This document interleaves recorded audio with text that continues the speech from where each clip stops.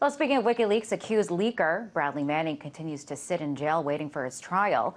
This week, pre-trial hearings resumed yet again, this time focused on allegations of his mistreatment while in custody.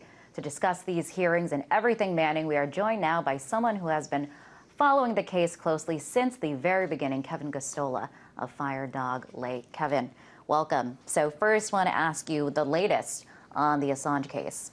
On the Assange case or Excuse me, Manning case. Well, we got a date today for the trial, February 4th, and that's being widely reported right now because that's big news, and it's good to know that it's moving along because there's been many issues with getting evidence, and the defense has had to fight for certain evidence. So it appears that this date is probably going to be pretty solid. I mean, we've already been delayed once. There was a September date for the trial, but this is something for people to keep in mind because also on the calendar now is debate over a speedy trial motion. So his lawyers intend to bring arguments that Manning hasn't been given speedy trial and that he should have, some remedies, some sort of maybe time served added on, or maybe a shortening of the sentence for the fact that he's languished in prison for so long.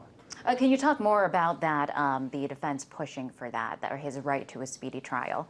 Right. I mean, in the military, you have to, after you get charged, within 120 days, there has to be some action taken towards the trial. And there's this other thing of, if the prosecution isn't doing diligence, isn't, reasonably moving along with the proceedings, then you can make a case that you're not being granted a speedy trial. What's interesting in this case is because of its extensiveness, because it involves so many government agencies, one of the ways they've excused it, delaying and dragging on this long is because they have to go to so many agencies and ask for information. And they've, in a way, there's been some stops and starts that they've used and said that they're getting around some of these issues that might be raised in a speedy trial argument.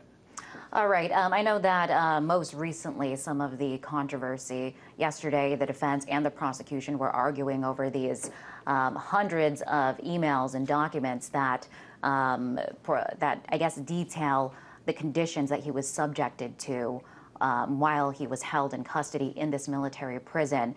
Did any more of the details in those emails come out today? No, because the judge was actually overwhelmed. I mean, she's got to look at not only 700 emails that she has to make a decision to hand over to the defense, but she's also got to go through, we're talking about 1,300 emails from commanding officers at the Quantico Marine Brig, and she's got to decide whether to hand over these other 700 to the defense. So we only know what we knew on Tuesday, and we know the little bits of details that David Coombs, Manning's defense lawyer, has shared, and which is that they would be confirming that this commanding general, whose name is Flynn, had made the order to keep Bradley Manning in suicide risk or in prevention of injury status. Okay, and so today, kind of significant that we do have this preliminary trial date. And that brings up a whole nother issue here. Many people arguing whether or not Bradley Manning will be able to, whether or not a fair trial is even possible for him.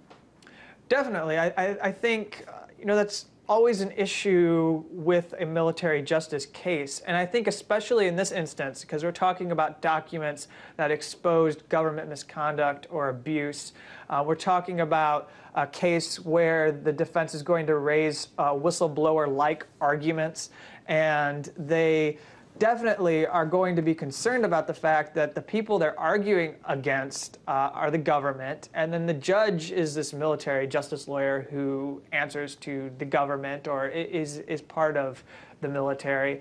And so I think that's something that will factor into the case. You can't ignore it. And you're also going to have to expect that the prosecution, as they've been doing all along, will continue to guard certain evidence and secrets, possibly close portions of the trial so that certain elements do not get out to the public. All right, Kevin, really appreciate you staying on top of this case.